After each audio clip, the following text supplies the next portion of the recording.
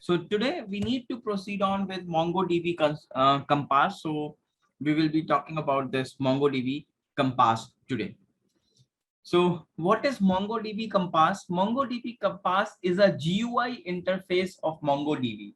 Till now we have worked in MongoDB and we have used a character users interface. We have used the shell commands where we used to go to MongoDB shell and then run our MongoDB commands.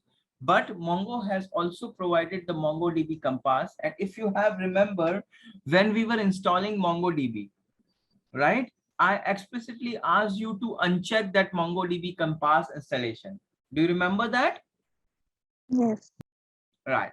So now we will be installing MongoDB Compass and we will see that all the operations which we have done in the MongoDB shell, like creation of the document, creation of the collection, creation of the database, inserting the documents, deleting all the CRUD operations, we will be doing using the Compass, indexing, documentation, documenting, validation, aggregations, all those things we will be performing with the help of Compass, right? So let me give you this link over here.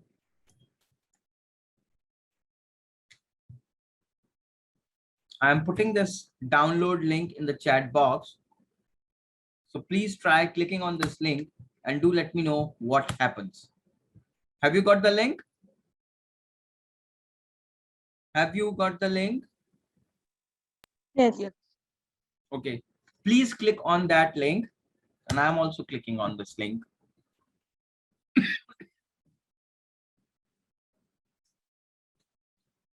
Here it is. So it will take you to the download page of MongoDB Compass. Right? You can see over here. It is MongoDB Compass over here. Are you on the same page? Yes. Okay. Now here you will, my bad.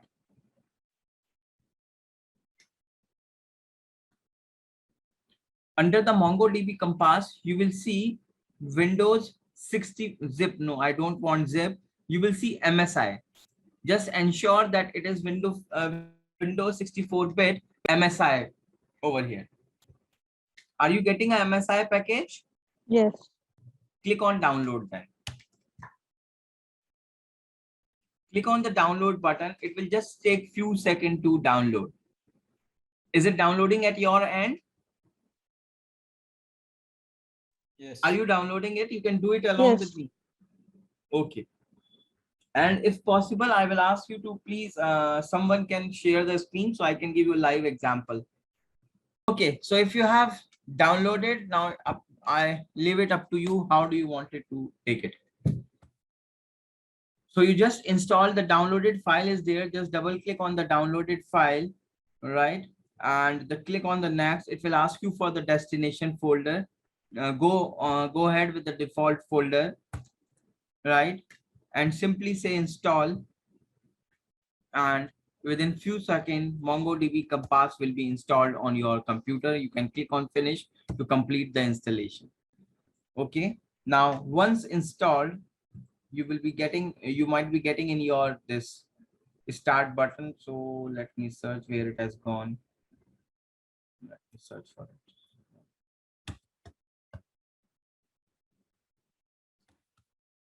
Here it is. You will be getting in your start menu MongoDB Compass.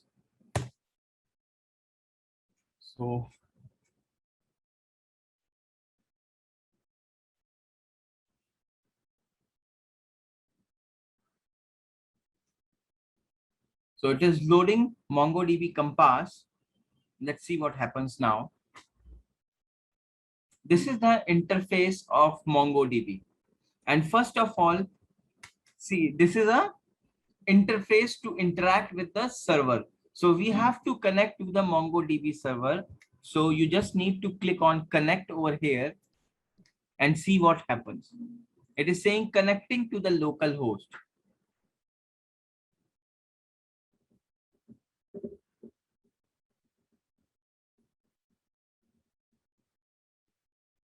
Now, if you can see, it is taking too much of time for connecting to the local host. which indicates that there is some challenge. Let's see if we get the error message. Yes, it cannot connect. Why? Because remember, whenever you will be running the Compass, the database must be running. So if you remember, when I used to log into MongoDB shell, first of all, I have to run the Mongo database, Mongo server, sorry. So let me go over here, bin.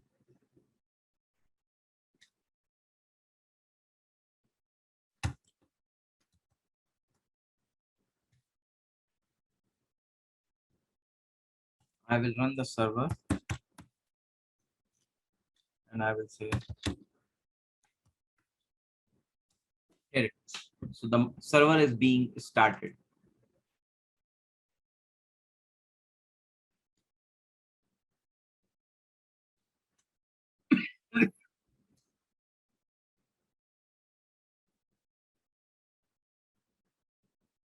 Okay, so the server has been started. We can minimize this and let me go back to the Mongo server. Right, here's the connection string to your server. You just need to click on connect once again. Here it is. The server is running. I am connected. And just to show you, I am also running the MongoDB shell.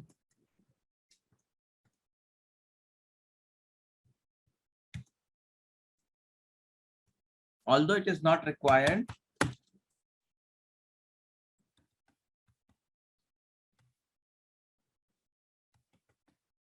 So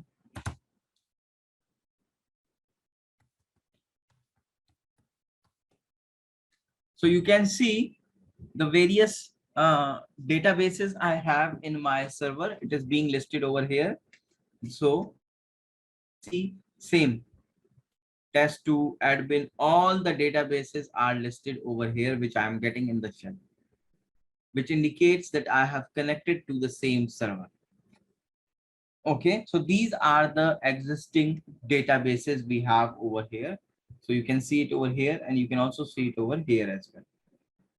Okay, you will see all the list of the database over here also. Okay, now let me create a database over here. I will say create database. So you can give a name of the database. Let me say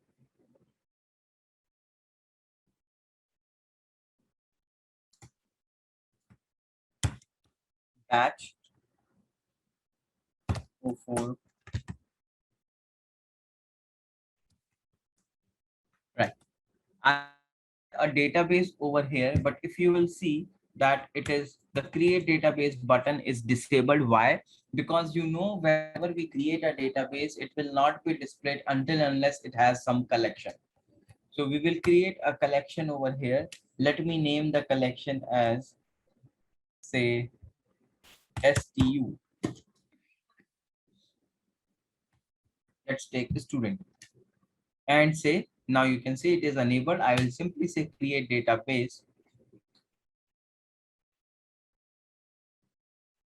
And you can see a new database batch 4 Compass is being displayed over here and over here as well.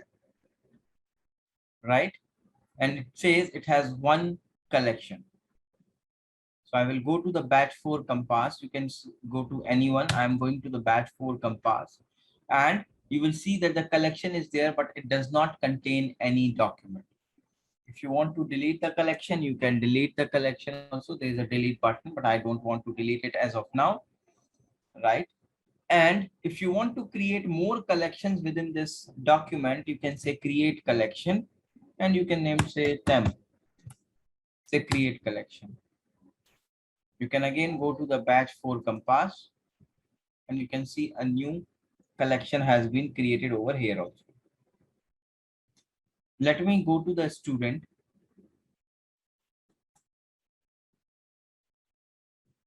Here it is. Now in the student, we do not have anything. So it is appears this collection has no data. So let's create a data over here. So I can say add data, Now there are two options, import from file or insert a document. I say I wanted to insert a document. So I will say insert document. And you can see a basic layout is appearing over here.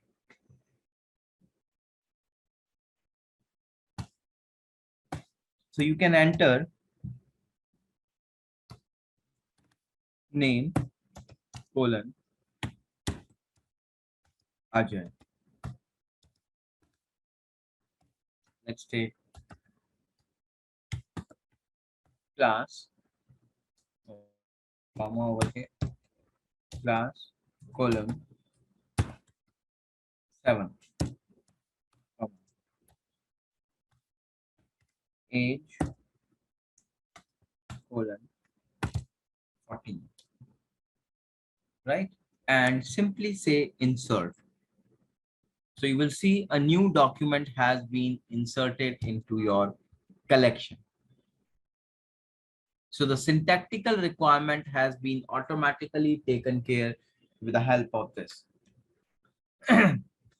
Let us say once again, add data, insert document.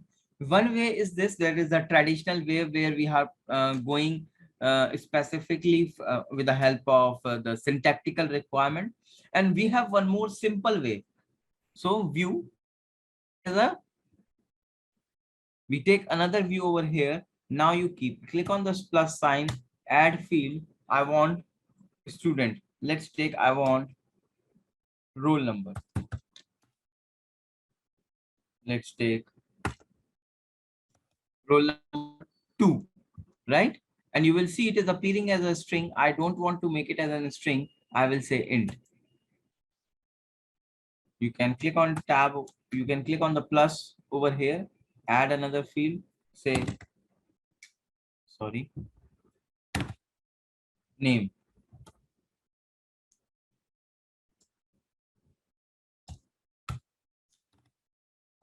Name Ramesh Kumar. You can press tab. Age 15. Let's take 12. Tab. Class. Let's take 5th. All right. Age, I want to make it as int. I have converted into as int. And let's take insert. Here it is. Right? So it is appearing like this. Also, you need not to specify the double quotes over here, which I have specified double quotes. It is not required. So I wanted to remove this. So I can go over here. I have an edit option, edit document. So I can remove this double quotes. Tap, tap. Let me remove this double quotes from here. Right. And say update. So this is an update where we have used the method update one. So simply we can do it. No need to write the complex commands where you have to take care of the syntactical requirement. Let us take one more, add data, insert document. Let me put it in this manner, and you can say add a field. Let's take employee ID, or I will say the roll number only. I will say the roll number is 3, name is Kapil, age is 15, class is 7th, section is E. Okay. And where I do want to make the changes, I want to make it as integer and age also as integer. And let me put one more over here. I will say DOR, that is date of registration. So I will say 15th of July 2021. It is appearing as a string. I will make it as, see, it has been changed to a date format. Okay, and simply say insert. Here it is. So this is how you can insert the data into the documents. And once again, I will go to the temp document over here. It is empty. Now let us try to get the data into this document. So I will say add data. Initially I have done insert document, but this time I will say import file. And let me go to the browse. I will browse for the file. Let me make it as all files.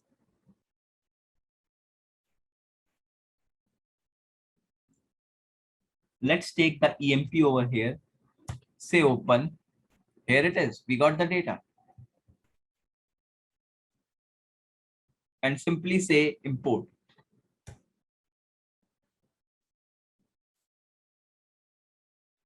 Done. So you can see within no time, you are able to get the data over here. And you can compare it with which command? Mongo import. We have used Mongo import utility. Yes. So simply you can do it like this as well. So I'm getting the 63 records of the employees over here.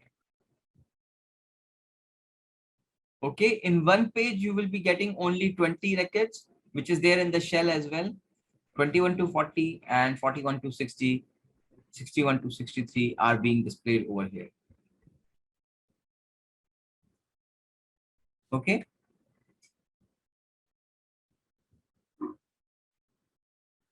You want to do any changes in any of the record, any updation, right? Any editing you wanted to do, you want to copy, you want to clone a document.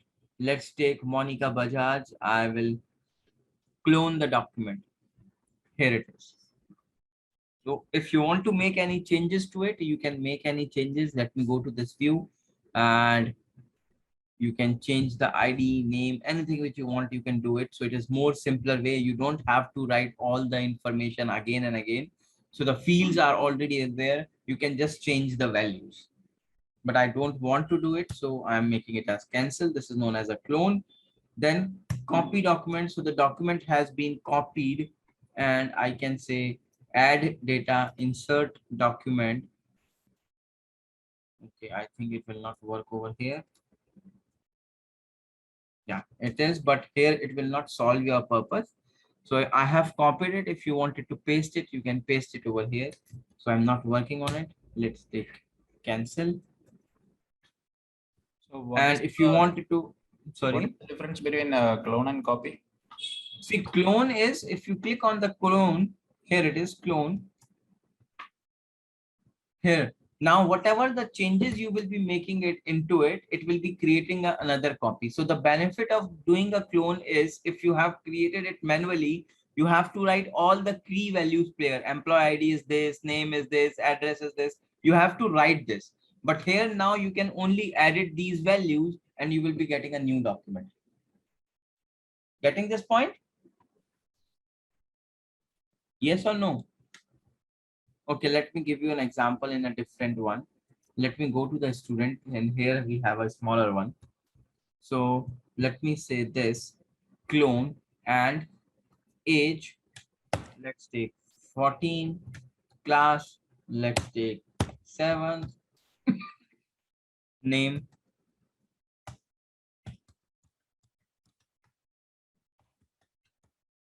Abhishek Singh, roll number. Let's take 4. Here it is and say insert. Okay. So you can see the record has been, the document has been inserted with minimum effort. Otherwise, I have to write age is this, class is this. Yes or no? I have to write key value pair, but if I have make it a clone, I don't have to write the key value pair. I have just given a value and needful has been done. Am I clear? Yes. Am I clear? Yes. Yes. Okay, right. So that is clone. And if you want to say copy, you have simply copied this document and you can paste it anywhere. If I go to the add data, insert document, and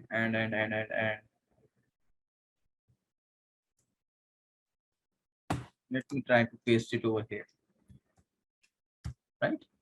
So here we are getting this. So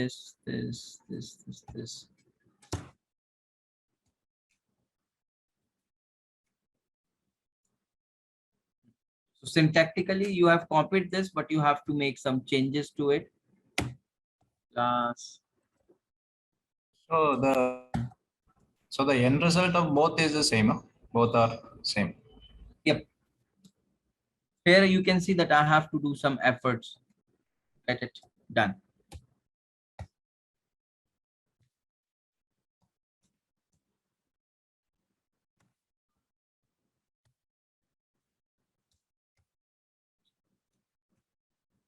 Somewhere some comma is missing.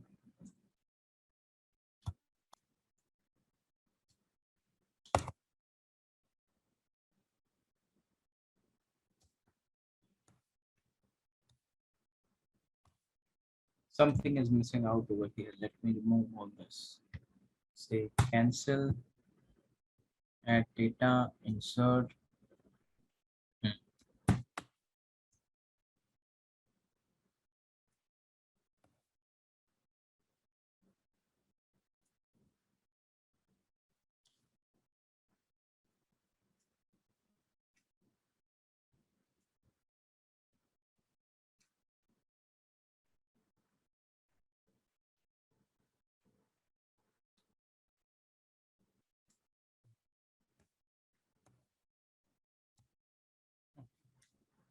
And let me name it as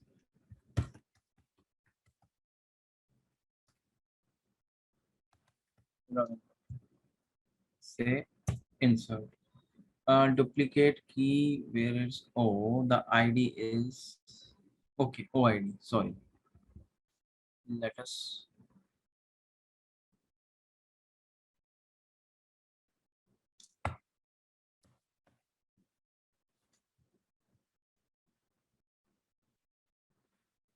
class name roll number 4.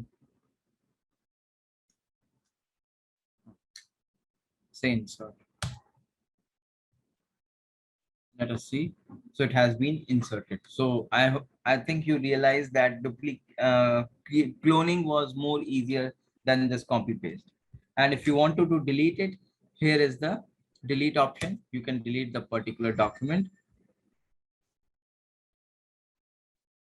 Say delete. It has been deleted over here. Okay. So let me go back to this connecting. Okay. So what all we can do in this? So let us see that. So create a database, which we have done. Creating a collection. Yes, we have seen how to create a collection over here. Performed CRUD, that is create, read, update, and delete operations. Create, add data to the collection, import file, and inserting document. Use option like filter, project, and sort. Aggregation, indexes, and validation. So let's try to use few options. For this, I will be going to the temp over here. And if you remember, db.collection.find, and if we need to give some condition within the parentheses, we specify the within the curly braces, we specify the condition. So let's specify the condition over here. Right, so you have a filter. So let's see what can we filter for. Okay, let us get one more data so that I can give you examples from that. So I'm getting one more data over here. So I will go to this database, create collection. Let me name it as salary.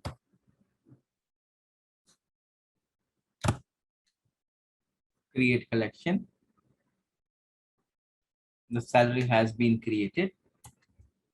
I will say add data, import file. I will browse for the file. I will make it as all files, and I will take the employee salary over here and say open.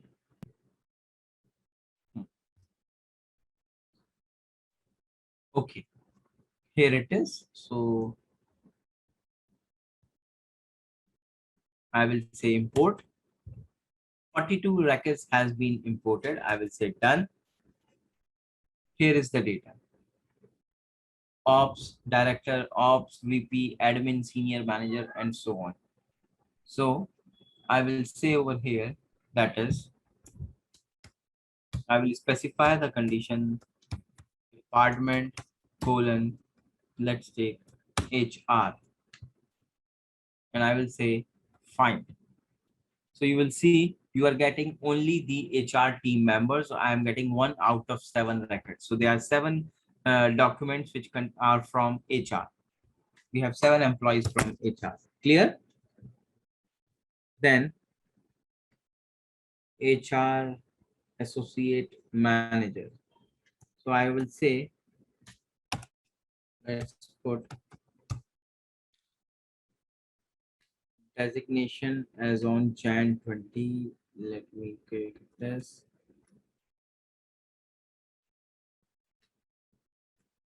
Comma.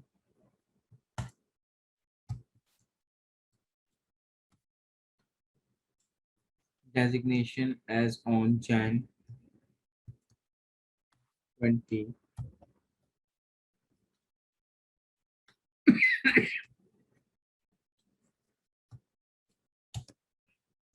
Is we will take it as manager. Manager. And let's take find. Okay.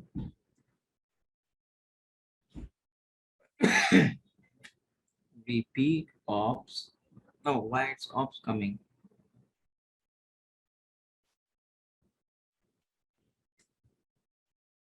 Let me remove this one and say fine. Now we are getting only the managers over here. And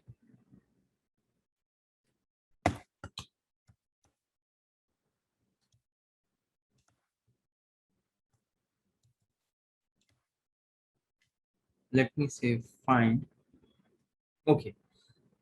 So only one HR manager is there. Let me make it as ops and see OPS and say fine. So we have 2 ops managers. So if you have noticed what was happening, when I have put it into the one curly braces, it is working as AND. It is giving where both the conditions are true. And if I am putting it as 2 separate braces, my bad, manager, this, comma, this, say fine. Now either of the 2 condition is true. Ops director, ops VP, admin, senior manager. So it has manager. So either of the 2 condition is true. I am getting the information. Okay. So we can put it like this, comma. So this is how we are specifying the where condition. If you will say reset, it will be blank. So this is how we can specify where condition. If you will click on this options, you will get more options over here. And I will go to the another one, that is temp over here. Okay. Here, supposingly, I want to have, if you remember, we have something known as projections. Projections which we have done. Project. I now in this I want the employee ID.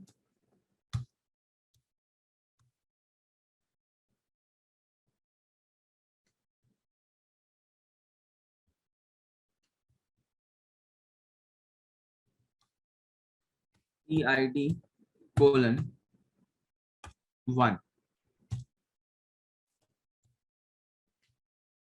Say fine. You can see I'm getting only the employee ID.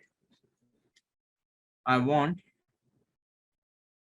comma name colon 1. Fine. I'm getting the employee ID and name. Okay. Reset. Fine. Right. Now I don't want say DOB and phone. So I will say phone colon 0 comma DOB colon 0 and say fine. Phone and date of birth. So you can see the phone number and the date of birth has been removed. So that is known as projection. Let me go to the salary back and I will filter over here for ops. So I will say department colon ops. Say fine. I'm getting 13 records, 13 documents over here. I'm getting the 13 documents and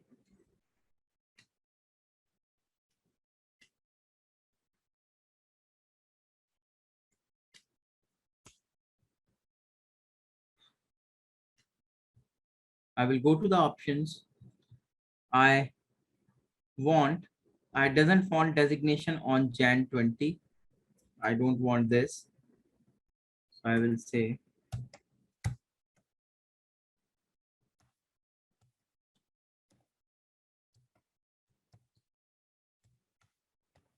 zero.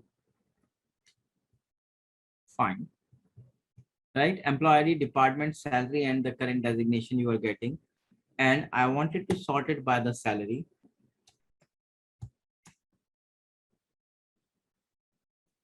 Salary colon 1. So, or I should say -1 for descending.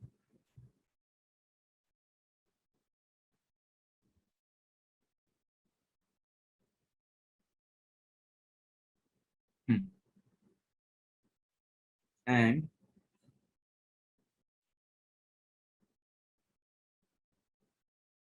salary. Oh, okay. Okay. Sorry.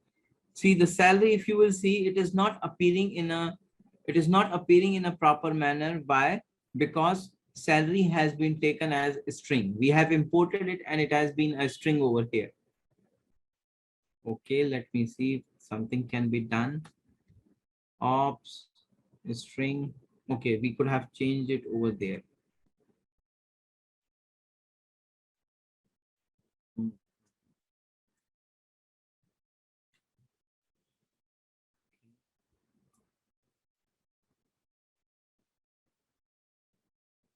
And so let us see. I have to import it again so that I can change it. Let us quickly try to import it once again. I will say cell. Let me go back to this. Create collection SAL.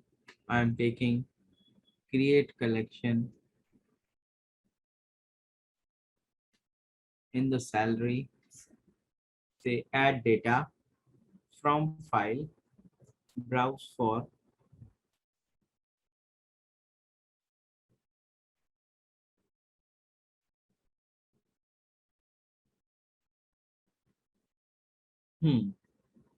salary is appearing as a string. So you can click on this and you can make it as a number integer. I will make it as an integer over here and say import 55 documents imported. There it goes. And now I will say department. Let's take the department colon ops. So 16 documents I'm getting of the ops team member. Then options, I sorting I want on the basis of salary.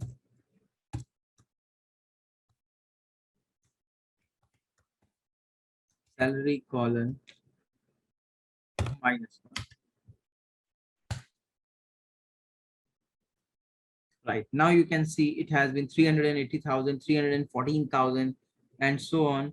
So it has been arranged according to the salary. And you want to have limit of 3. Limit 3. Fine. So you are getting the top 3 people, the 3 people from the HR, sorry, from the ops team who are getting the maximum salary.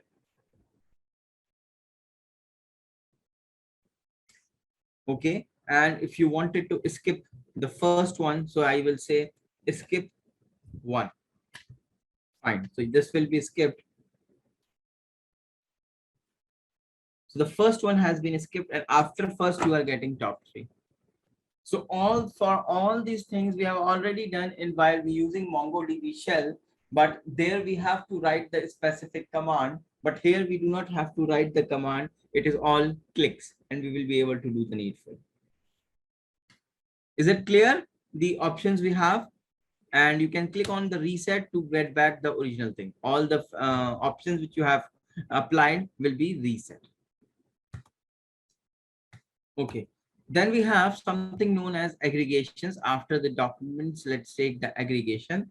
And aggregation, if you remember, we have used the group aggregation over here. So adding data aggregation, here it is. Let me say dollar group. Right. Now I want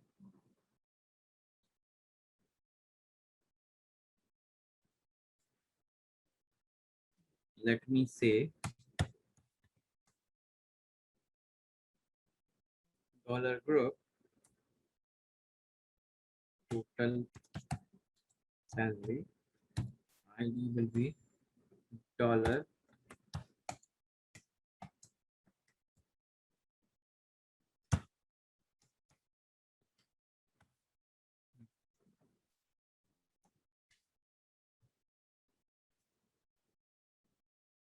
okay, it has to be in quotes.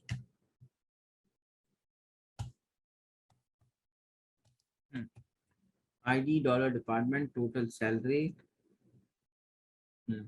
dollar sum colon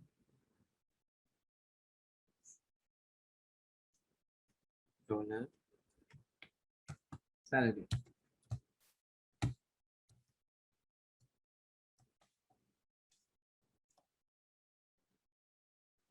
Here it is. So you are getting the total salary of each department, that is temp, IT, MIS, ops, admin, HR. So you are getting double over here. See, because of the spaces, we have some spaces in the data. That's why it is appearing like this. This is how it is appearing. Okay. Then if you want, let's take team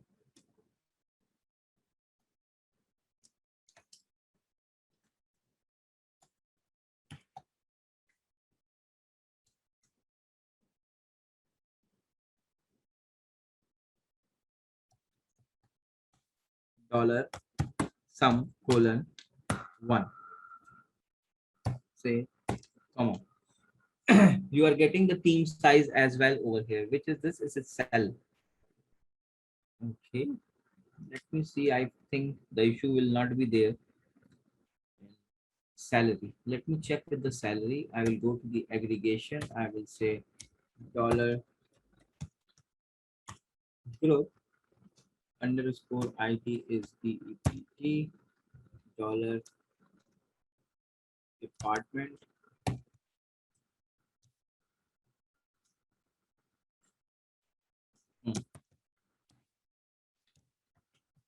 total salary colon dollar sum colon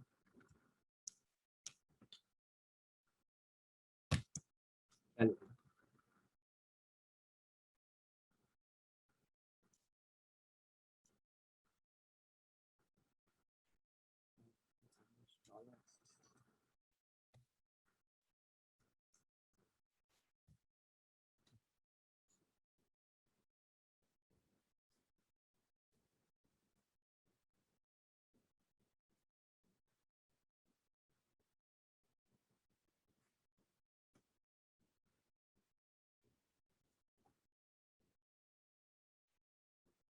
HR It admin. is string, right? The salary.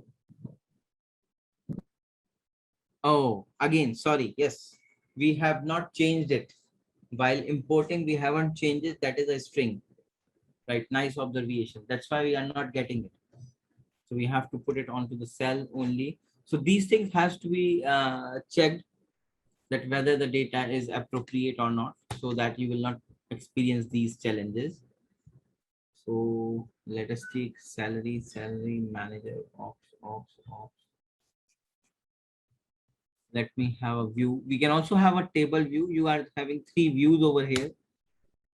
This is a traditional view which we get, and it is a table view, tabular view. If you want, you can get a tabular view also over here. HR. You can see some spaces over here, and you can edit it. See, here I have some spaces. Here it goes. They update.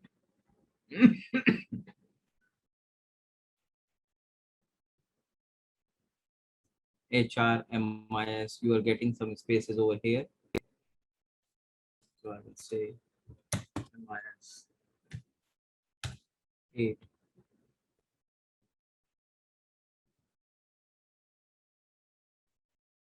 HR.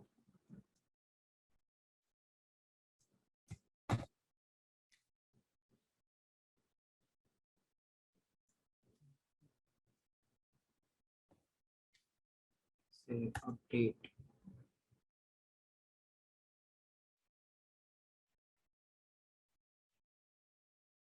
Right, it is okay. And I will go to the default view. Let's try to do the aggregations on it, where I will say dollar group on the basis of department, dollar department. Let's take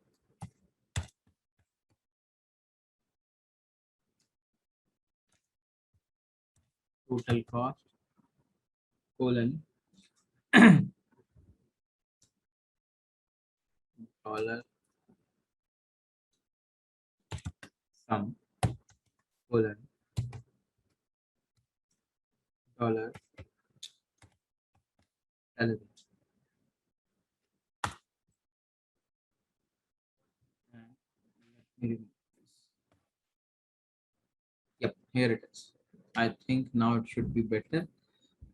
We have admin, ops, MIS. We also still left IT, temp, MIS, HR. One is in small.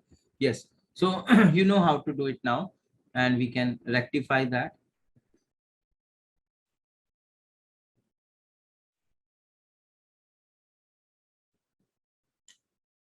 Okay. And if you also want, let's take team size colon. I will say dollar sum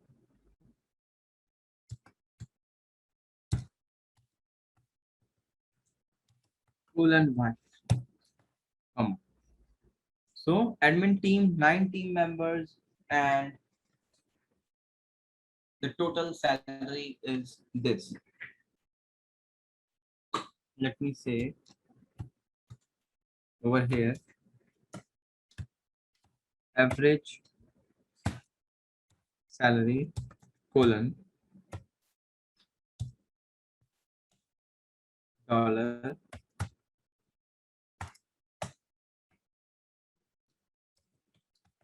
average colon dollar salary and comma.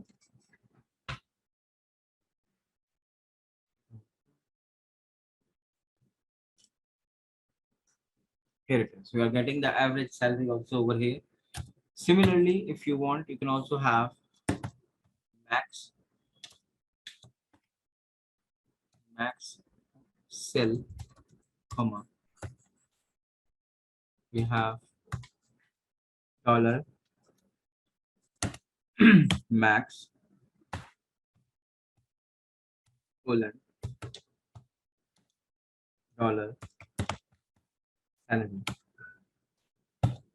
Here it is. And similarly, you can also have minimum salary and you can use min. So here you have performed some grouped operation that is known as aggregations. Average, sum, max, min. This is what you have tried to create using a dollar group. Okay, so this is known as aggregations over here. Then we have something known as validations. So let us see what are validations over here, and let me see what is there in the temp. SAL, salary, student. Okay, so I will be creating, to give you this example, I will be creating another database or another collection over here. So I will go over here, create collection. I will say temp 2. And we were talking about the validation. Here it is, temp 2. I will go to the temp 2, add data, insert document. I want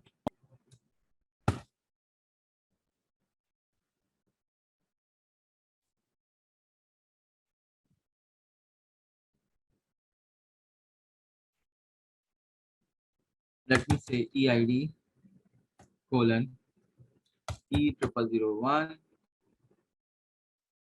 and name, comma, Sharma, tab, department, MIS,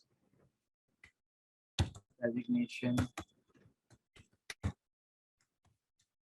associate, tab, salary, 40, oh sorry, salary, tab, 40,000. Change it to an integer. Here it is, and insert it. So the document has been inserted. Now I wanted to restrict the salary. I want that the salary should be minimum 20,000.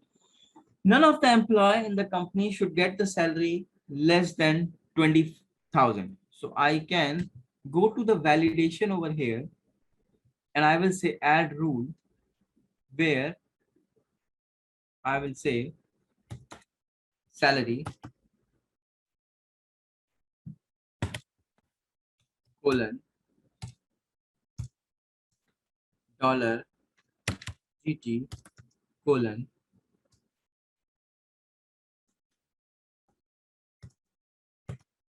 20,000 and say update. So it is showing sample document that passed validation and sample document that failed validation. So there is no such document which has failed the validation. So the validation has been created. I will go to the documents. I will say add the data, insert document. I will say add EID colon E0002 tab name colon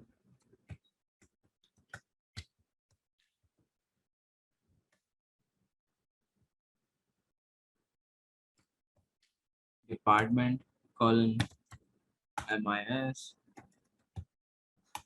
designation colon create and salary colon, let's take 15,000 and I will make it as int over here and say insert. Document failed validation. I'm not able to insert this document because we have a restriction that none of the person should get a salary less than 20,000. So it should be more than 20,000. So instead of 15, I will make it as 25,000 and say insert. You will see the document has been inserted. So like this, you can create the validation on your documents.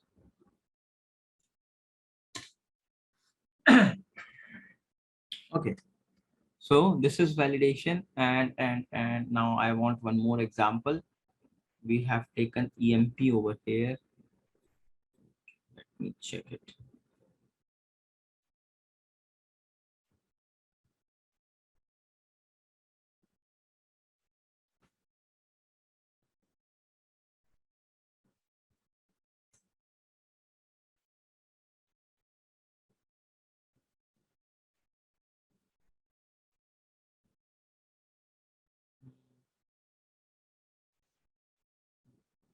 Yes. Okay, not a problem. We will adjust with this only. Name, address, fine, and salary we have.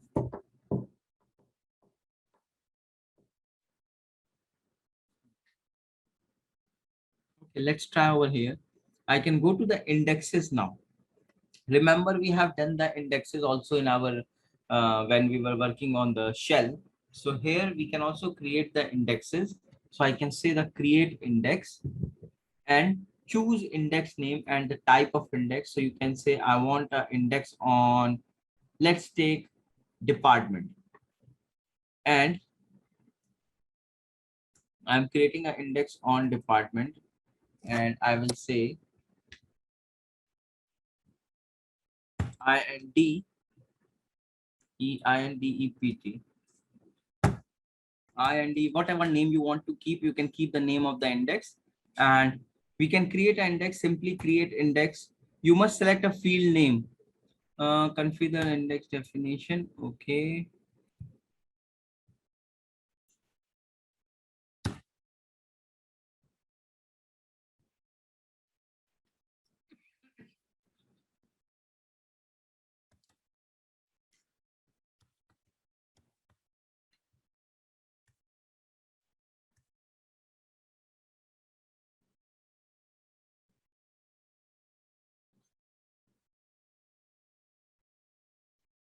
Here it is. So I have created an index on department. And you already know that when we have talked about the various type of indexes, underscore ID. So when all the documents which you have created, all the collections which you have created, all of them will be having one index automatically created, that is underscore ID. Again, let's go to the create index. Let's take I3 for an example, and I will taking it on designation, and I can say ascending and unique index, TTL index. So different type of index. Let me say a TTL index for 10 seconds. 10 seconds, it will be too less. 60 seconds. Create index. So we can see I have created a TTL index over here. At any point of time, if you wanted to remove any index, you can simply click on the drop button and it will be deleted. So you can say INDDEPT, drop. The index has been removed. Okay. So this is how it can be done. So let us see what all we have done. So we have talked about the validations and we have talked about the indexes. So all which we have covered in MongoDB shell, we can do all those things in the Compass as well. Okay, so this is how we can use the Compass over here. Now, proceeding further, let's proceed further. And the next topic which is coming up over here is sharding. Sharding in MongoDB. Now, what do you understand by shards? So I have talked a bit about this when we were starting off with the module, which says sharding is the process of partitioning your data across multiple servers. It is a type of database partitioning that separate very large database into faster, smaller, and more easily manageable parts called shards. So let us, okay, I think I have given you this same example initially also.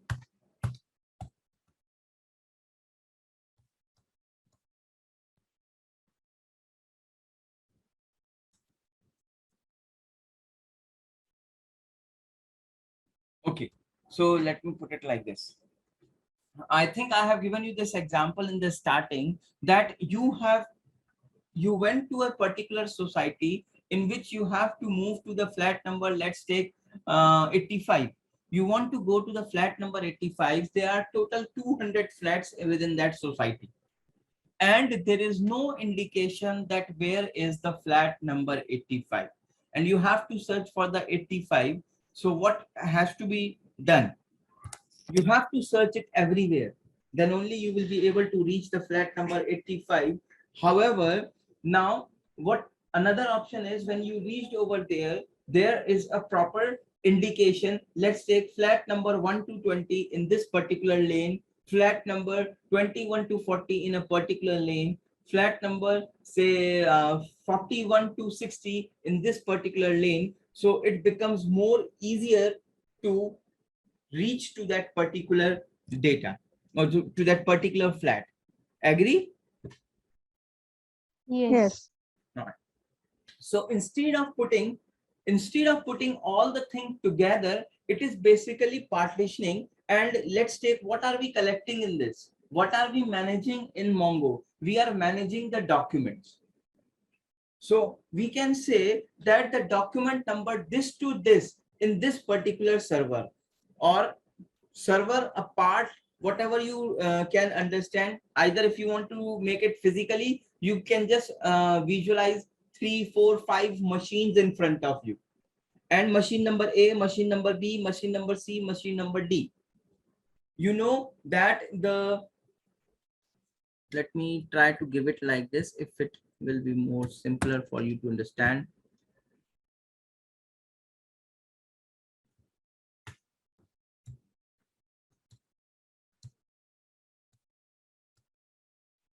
Right, something like this. 1, M1, M2, M3, M4, M5. Document number 1 to 10. Sorry. 1 to 10. 11 to 20. 21 to 30. 31 to 40. And 41 to 50. It has been managed like this.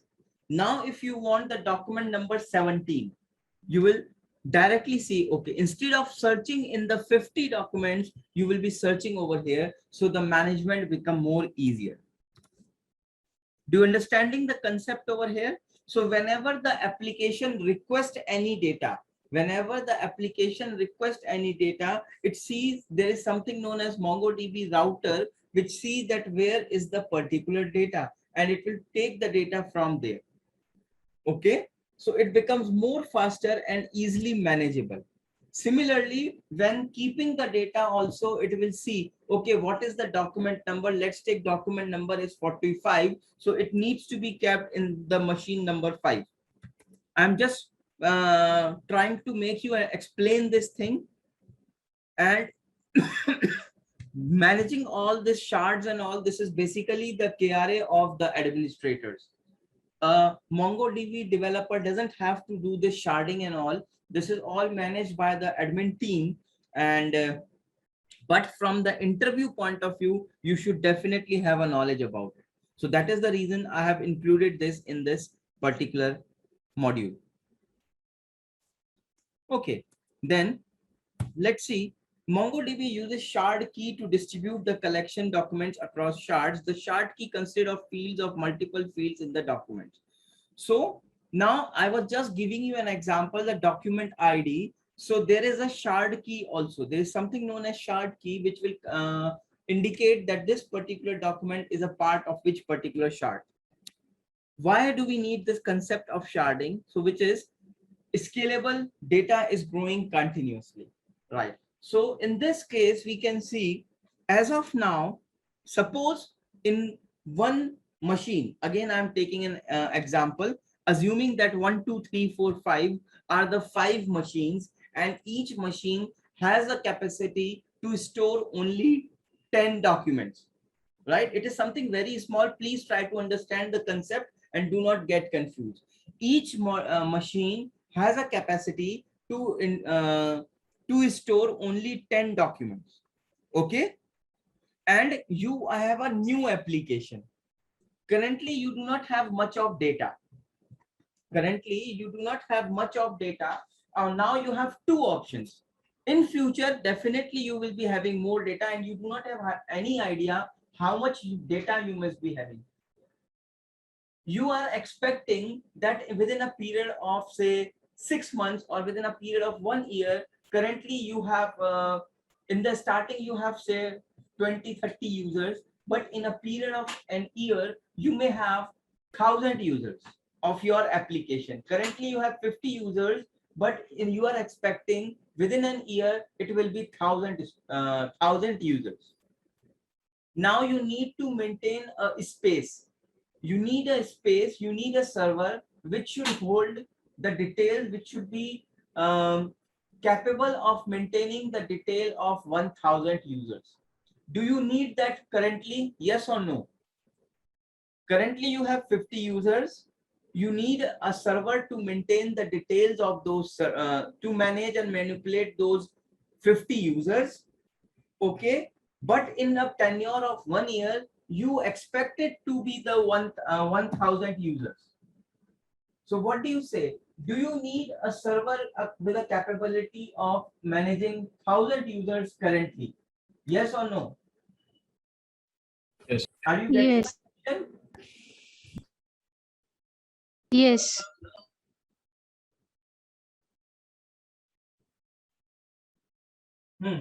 Please tell me, what have you understood by this scenario?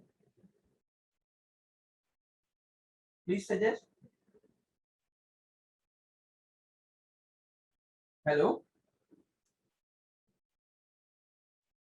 As in when the number of users will increase, we'll have to increase the server capacity as well. Right. That is true. Absolutely correct what you are saying. But I wanted to highlight one point, that at this particular point of time, in August 2021, I have 50 users. Right. Currently, I have 50 users. I'm saying slowly, my user base will increase. And by August 2022, I should have 1,000 users. Now, my server capability, the server should be capable of handling 1,000 users. Currently it is not.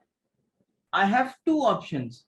Either in the month of August 2021, I implement a server which is capable of managing 1,000 users. One option is this, option number A, server with the capability of 1,000 users.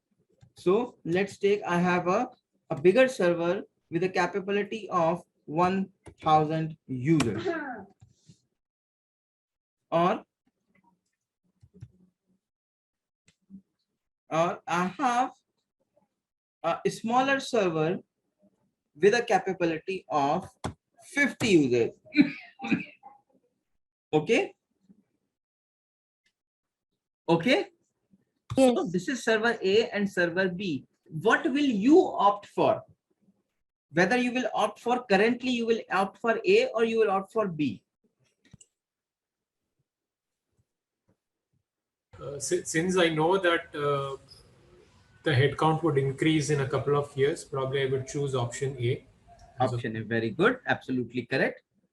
So all of you agree with this part? Anybody planning to go with option number B?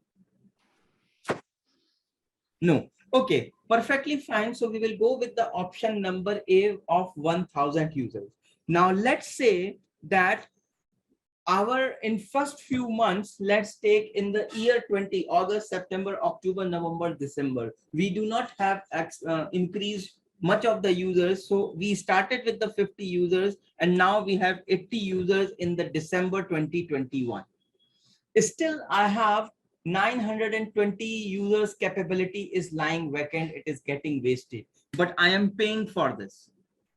I am paying for this. Don't you think it will be more better that as and when required, I can simply add on more capability to my server? I start with 50. In December, I saw that now my user base is reaching up to 100. So I put one more server of 50. Right? So in this manner, I have saved on my say on the resources. Yes or no? Yes, yes. Are you getting this concept? That is the beauty which this Mongo is providing. So it is saying, it is as the point says over here, scalable data is growing continuously. As and when your data is growing, you can increase the capability of your server. Rather than going for a big server in the initial, so it is more cost effective, and from every point of view, even if you're taking it on the cloud, you have a lesser space with no totally transparent to the application. It will not impact the application in any which ways. As and when required, you can expand. Clear? Because of sharding, because of the concept of sharding. Am I clear? Is my concept clear now? Hello? Yes, yes. Yes. Okay, right. Then high availability. High availability, that the data will be more available. That as what I have done, I have not kept all the things at one place. My data is in a distributed environment. My data is in a distributed environment. So in case there is some problem with some particular machine, still rest of the data will be available. Okay. If I have kept all the things at one place, okay, you have your books of say 10 subjects, and all the books are kept in one cupboard. You have kept all the books, say you have say 100 books, 100 books has been kept in a same cupboard that has been logged, and you somehow misplaced the keys. You are unable to open your cupboard. All the 100 books has been logged, but you have 3 cupboards in which you have say 30, 40, 30 books. So you have kept your book in different cupboards, and now for the cupboard number 1, you have lost the keys. So you are only not able to access which are there in the cupboard number 1, but you are able to access which are there in the cupboard number 2 and 3. So do you think it is increase of availability? The availability will be increased. Availability of the data is increased. Yes? Yes. Are you with me? Okay, no response. Next, ability to control data distribution. Mongo also give us the leverage to put the data into a particular shed. As I have taken the example of a cupboard, that you have 3 cupboards. Now you have a control that if you have new book, in which cupboard you will you need to keep. It is totally up to you. By default, suppose it is following the pattern 1, 2, 3, cupboard number 1, cupboard number 2, cupboard number 3. It is following this pattern, but if you want, you can put it any cupboard. So you have a control on it. Application transparent. From the application point of view, it will be totally transparent. So application has not to worry that this data has to be fetched from where. Application will request the data, or application will give the data. It will automatically be fetched from the respective chart, or it will go to the respective chart. Then obviously, as I have given you an example, it is more cost effective. As we have taken this example, suppose this server is costing, let's take 100,000. The cost of this server of a capability of 1,000 user is 100,000. On the other hand, the cost of the server with a capability of 50 users is 10,000. So it becomes more effective from the day one. You do not have to invest 100,000. You can work with only 10,000. So it becomes more cost effective.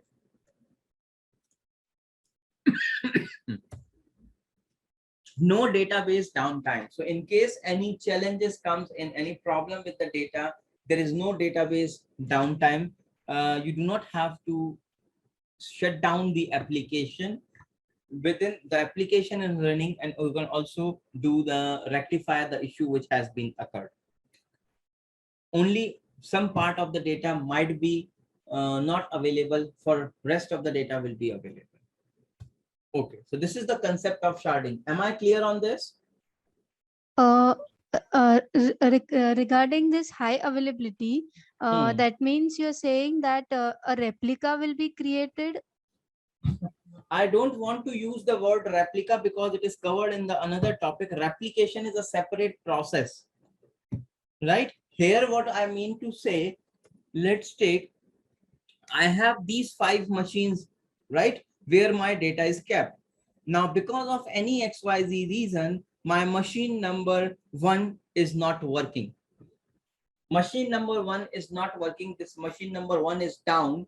So only this part of the data will not be available. And when we go to practically, we will see, okay, this will also be available. But I will say only this data will be impacted. Rest of the data will not be impacted. On the other hand, if everything will be at one place, if it order 1 to 50 in one place, and there is some issue with the data with this machine, nothing will be accessible. So that's why we say high availability. Is it clear? Yes. Anything else you wanted to ask regarding the sharding process? Rajiv, one question here. So when you say shards, so is it maintained on the same server, or is it like different machines altogether? Both options are possible. Both options are possible. We can have separate machines also, and we can have in one machine as well. Different shards can be created. Okay. Basically, in a real-time scenario, you will see a cluster. When we talk about something more into the real life, we have a cluster of servers. There are multiple servers working as one. For the user, it is one. For user, it is totally transparent. For application, it is transparent. But in a real-time scenario, there are multiple servers. 5, 6, 7 machines could be there, or maybe more. Okay, so then do they have like a master and slave kind of an architecture? Like there has to be one machine, right, which has to know whether. Absolutely. Okay. Absolutely. Now we are coming to the next topic, that is replication, which talks about exactly what you are saying right now. Okay. Okay. Somebody saying something?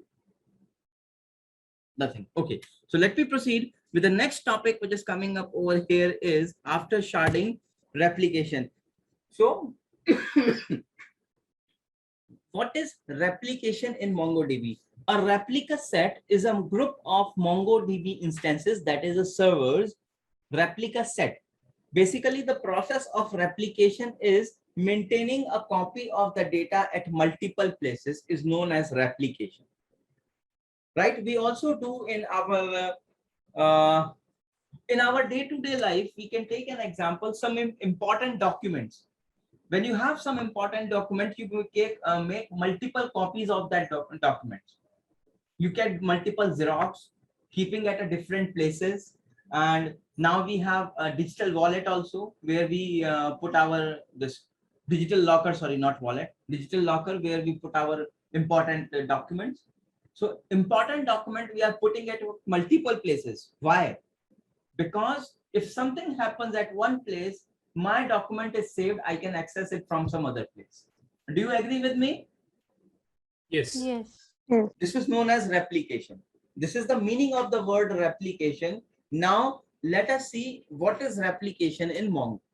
So there is something known as replica set. First of all, there is sorry, I'm sorry. There is something known as replica set, which is a group of MongoDB servers. A group of MongoDB servers. Try to visualize. Let's visualize 5 machines in front of you.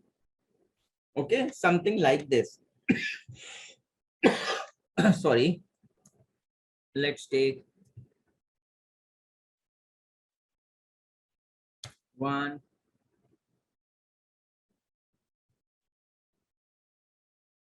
2, 3,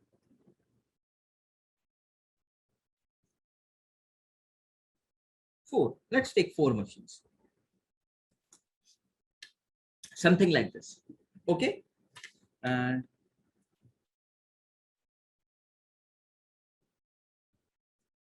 okay, something of this sort. So this combination is referred to as replica set. A group of servers, all are servers that maintain the same data set. So the data, let's take, I have a data, let's take 1, 2, I have 100 documents, 1, 2, 100 documents over here. So I will be having 100 documents over here also. I will be having 100 documents over here also. And I will be having 100 documents over here also. Right? This is creating a replica set. Same data set. A replica set contains several data bearing nodes and optionally one arbiter node. Of the data bearing nodes and node, one and only one member is deemed the primary node, while the other are known as secondary node. The primary node receives all right operations. So see what happens. Now it is saying that there will be one. The green color you can say I have put in as primary. And let me put something like this.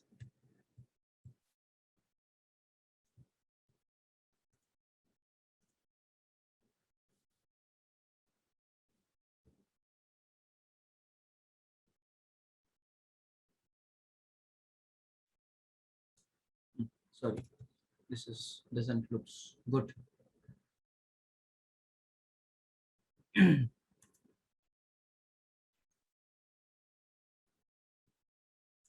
Right.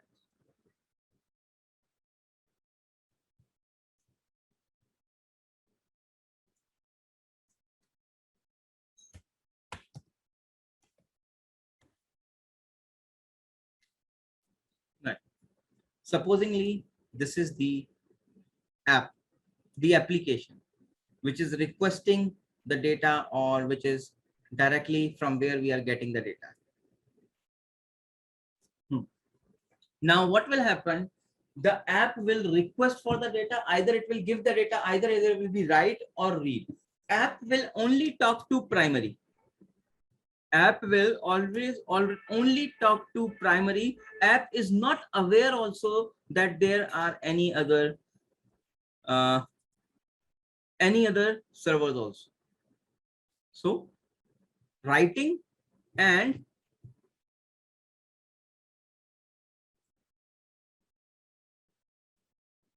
or I can put it like this, both write and read. Let me remove this.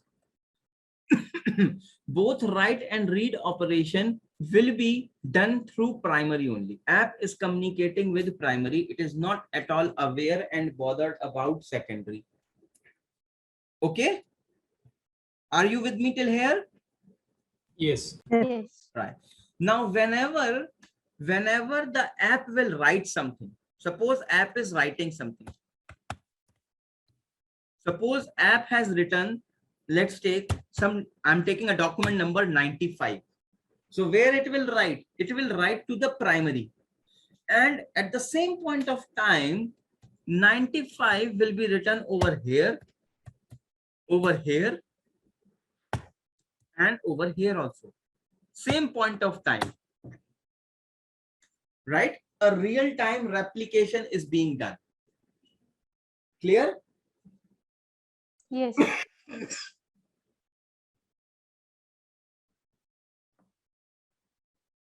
Real-time replication is being done. So that is a write operation. Now let's take the app wants to read 50, right? Document number 50, apps requested for, who will give it? The primary. No intervention of secondary over here. Clear? Yes. Yes. No intervention of secondary. Secondary is just sleeping at the back end. Primary has given the data. So this is how it happens. Now, then what is the use of primary? Now what happened, assuming, okay, before that, now in a real-time situation, one more scenario can be there, or, okay, hold on. Let me put it in different words. Supposingly, there is some issue with the primary. There is some problem with the primary. Primary is not working. What will happen? Secondary will solve the purpose of primary. If primary is not able to work, the secondary will become the primary. And primary will become secondary. Okay? Automatically.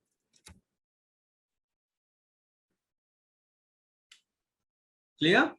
But which of the three will be I was expecting this. Very good question. Coming to that point also. Right? So, there is a need of an empire.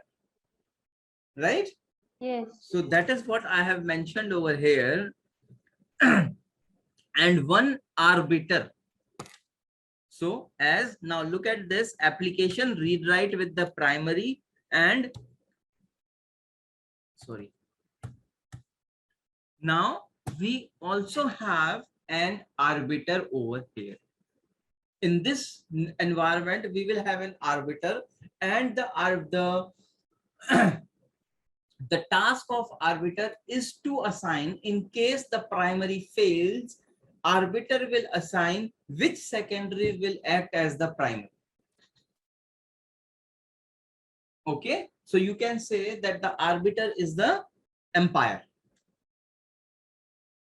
The decision of arbiter will be the final. Okay, so this is the utility of secondary. And okay, this is the utility of secondary. One more thing is there. One option you have seen, that whenever the primary will fail, secondary will work. That means the secondary has no work till the time primary fails. Yes or no? Yes.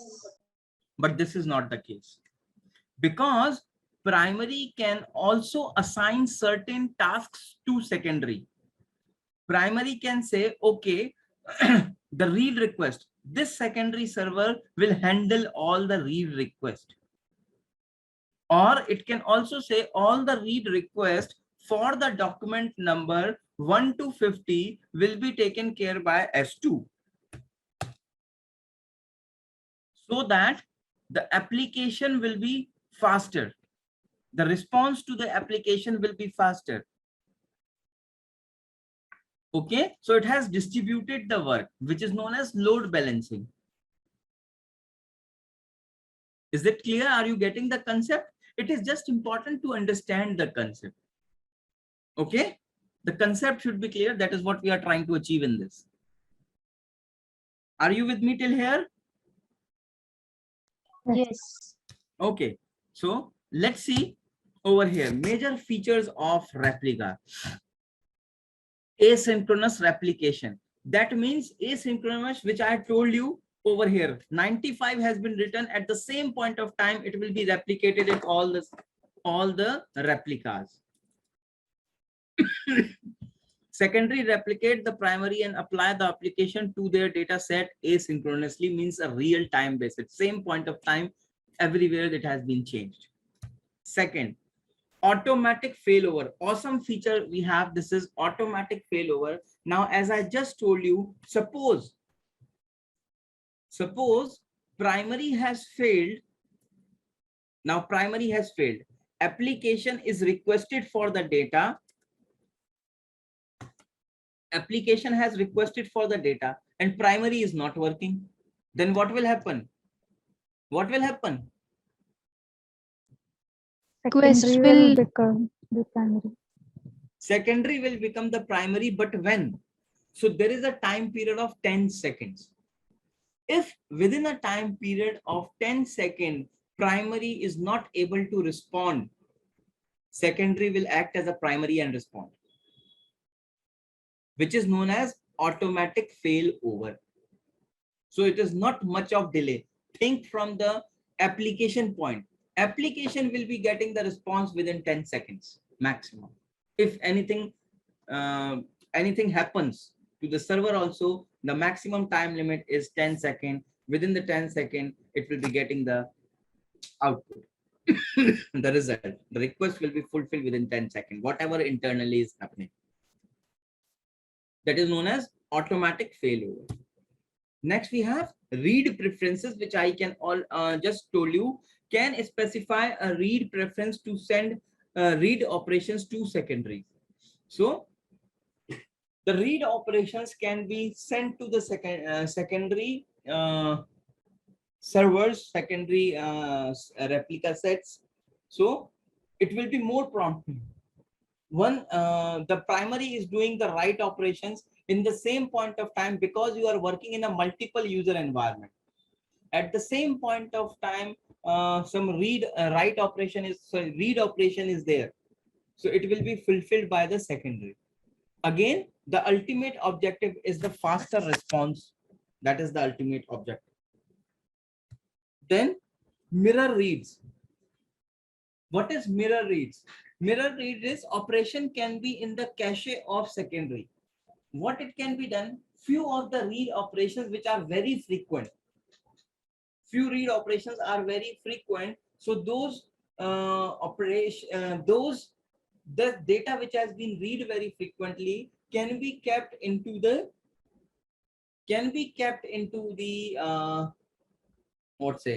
into the cache memory of the secondary. You know the cache memory, fast access memory. So the response could be more faster. Clear? Clear? Yes. That is known as mirror read. Then come a thing. Okay, right. So this is about the replica set we have talked about, and this is all which we have covered in this Mongo module, right? So once again, I will quickly go to the contents what we have covered in Mongo. We have talked about the introduction to Mongo, then which we have seen what do we actually understand by NoSQL database. That is introduction to Mongo. We have talked about the how to install Mongo. So we have seen we have MSI package, we have zip files to install Mongo. Then we have seen what is MongoDB shell and what is MongoDB server. We have talked about that. We have seen the basic CRUD operations. Then creating a database, creating collections, dropping database collections. Operators in MongoDB, we have talked about the logical operators, comparison operators in MongoDB. We have talked about the various ways of querying the document that we have seen, the find one, etc. We have talked about the pretty method and inserting the document, insert one, insert many, save. These are the few methods which we have learned to insert the document. Updating the document, update one, update many, replace one was the methods which we have talked about while doing the updating. Then we have seen how to delete the documents, where we have delete one, delete many. Then working with arrays, we have seen where we have created the array of like when we are inserting multiple documents, or in the atomic queries also we have seen arrays. Importing the data in MongoDB using the Mongo files utility, and we have also seen it using the Compass as well. We have talked about the projection, in which we can projection is where we can specify what all fields we wanted to see.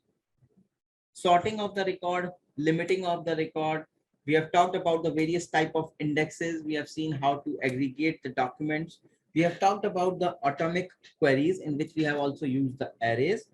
We have seen the data modeling, embedded modeling, and normalized model. We have talked about over here. We have talked about the Mongo drivers. We have talked about the various data types in Mongo. Most importantly, now this is I specifically wanted to highlight from the interview point of view. If you face any interview on the basis of MongoDB, you can definitely expect a questions on these features of MongoDB. So that is GridFS. Do you remember what is GridFS? Yes, storing large data into multiple chunks. Absolutely. So the two collections which get created in GridFS are fs.files and fs.chunks. very good. fs.files and fs.chunks. That is how it manipulates. And we use it to store big files like video or image files by breaking it to a small part. So that is the concept of GridFS. Then we have talked about the MongoDB Compass, which is the graphical user interface of Mongo. Then we have talked about the concept of replication, replica set, we just have talked about, and we have talked about the concept of sharding. So that is all what we have covered in this module, right?